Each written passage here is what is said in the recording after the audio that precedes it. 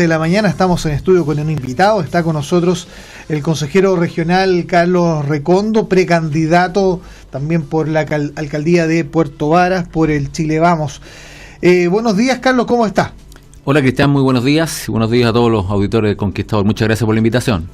Bueno, vamos a ir al grano porque estamos con pocos minutos para conversar, consejero, pero vamos primero que todo, ¿cómo va la carrera por el sillón edilicio en Puerto Varas? Porque claro, tenemos que ver, el mecanismo va a ser finalmente de encuesta, ya lo hemos hablado, sabemos que hay encuestas que se están realizando, de hecho hay una encuesta telefónica día que se está haciendo, que entendemos no es la encuesta oficial de la cual se está hablando para definir el candidato del Chile Vamos, ¿o no? Efectivamente, el Chile Vamos resolvió que en el caso de Puerto Varas se iba a aplicar una encuesta para definir el candidato. Yo siempre dije que yo estaba disponible para ser candidato y que el Chile Vamos defina cuál iba a ser el mecanismo, siendo un mecanismo objetivo yo estaba dispuesto a someterme. La encuesta no se ha hecho, yo creo que se va a hacer después de las primarias, porque hay 40 y tantas comunas en Chile donde el Chile Vamos va a resolver vía primarias, que se hacen este domingo. Este domingo son las primarias, el Día del Padre, ¿eh? Exactamente. Cayeron en mala fecha. Sí, bueno. Y luego, porque muy poca gente me imagino que va a ir a votar por el tema de... Bueno, pero acá da lo mismo, porque acá en la región hay una encuesta en Futalelfú y una en Palena. Gualeguay, entiendo. No lo sé si en Gualeguay, pero al menos sé que Palena y Futalelfú, pero no hay muchas más en la región, así que no estamos tocados en eso.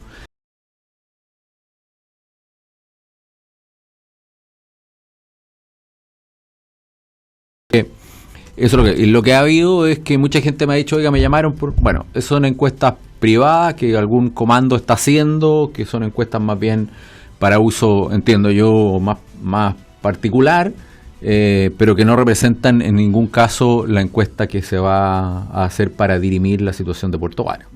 Ya, o sea, es una encuesta alternativa a la que está hoy día telefónica, pero no fue encargada por ustedes. No es encargada por el Chile Vamos, no es la encuesta del Chile Vamos, una encuesta completamente particular, probablemente algún grupo interesado que quiere tener información, pero no es encuesta para definir la candidatura.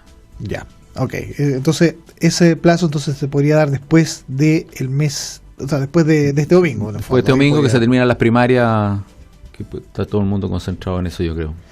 Y hoy día, ¿en qué está usted, consejero? En términos de su rol como consejero, ¿cierto? Sí, consejero por regional. Hoy día hay varias cosas, hoy día hay una reunión, entiendo, de la Comisión de Pesca, de pesca sí. en el Consejo Regional. ¿Cómo va eso? Porque me imagino que la Comisión de Pesca es tremendamente importante, sobre todo por la contingencia que tuvimos hace poco tiempo atrás. Efectivamente, los pescadores empiezan a identificar cada vez más a la Comisión de Pesca del Consejo Regional como un estamento importante. ¿Y por qué lo digo? Porque a propósito de las movilizaciones que vivimos acá en la región y particularmente en Chiloé, producto de la crisis de la marea roja, y todas las movilizaciones que hubo en torno a eso, el gobierno regional asumió compromisos con los pescadores y con las organizaciones que estuvieron en paro, y ese compromiso, parte de ello es una redestinación del presupuesto de la regional, una redestinación hacia programas que pudieran beneficiar directamente a quienes estuvieron afectados por el tema de marea roja y a quienes estuvieron movilizados en estos días. Por lo tanto, 1.600 millones del Fondo de Desarrollo Regional que estaban destinados a programas fueron redestinados para orientarlos y focalizarlos fundamentalmente a atender las necesidades de estos pescadores que estuvieron movilizados producto del tema de la marea roja. Okay. De manera que ahí hay, y se está planteando... Espérense, una preguntita, perdón. Cuando se habla de movilizados a este ítem, ¿es como se desvistió un santo para vestir otro? Podríamos decir eso. Podríamos decir eso. Eran programas que estaban, pero que son más bien en la misma línea. Son programas que ya estaban destinados a pescadores, por ejemplo.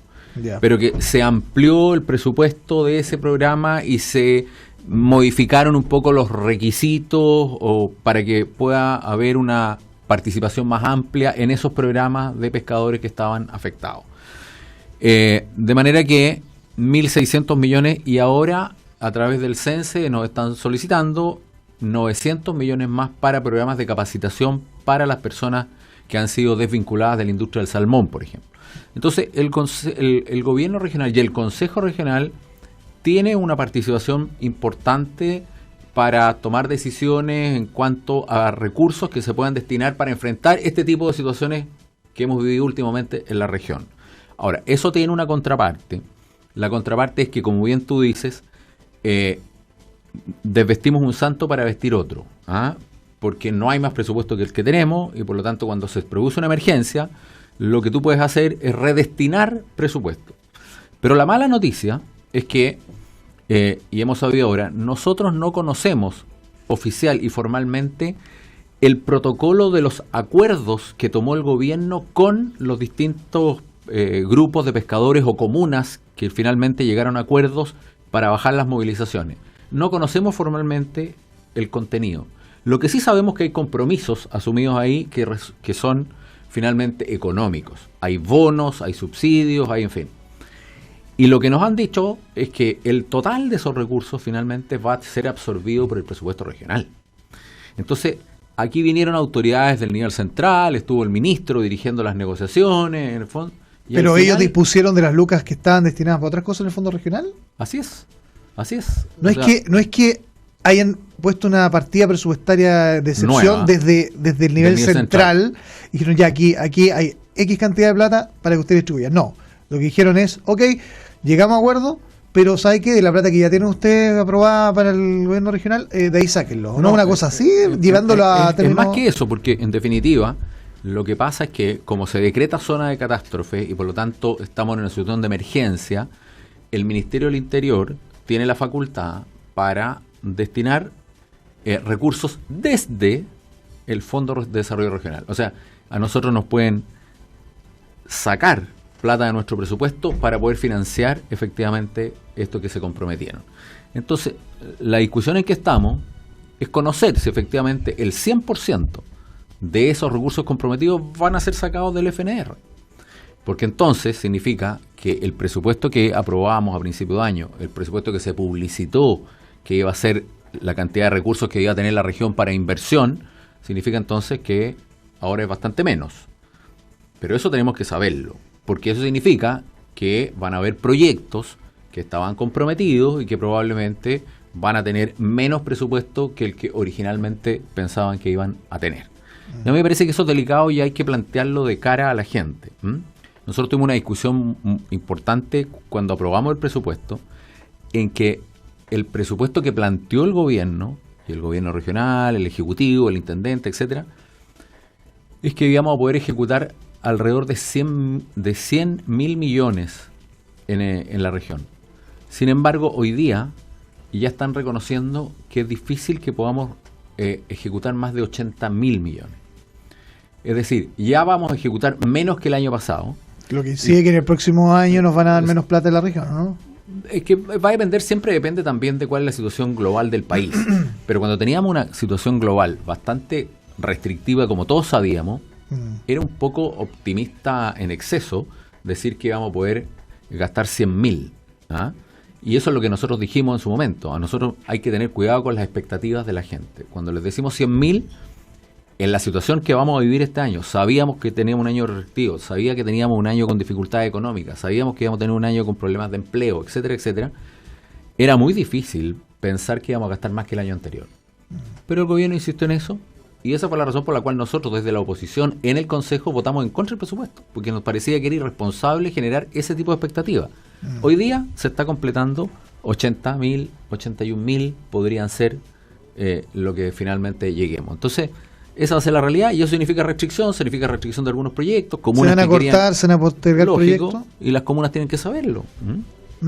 ¿Y a qué voy a decir que ustedes todavía no conozcan el contenido de los acuerdos? Porque me parece como de perogrullo, ¿cierto? Que las autoridades, a ver, si se van a tocar recursos de la región, que son, me imagino, discutidos en los consejos regionales, etcétera, se llega a un acuerdo y todavía no se haya transparentado y cumpliéndose ya un mes del fin de las movilizaciones aproximadamente, ¿no? Sí.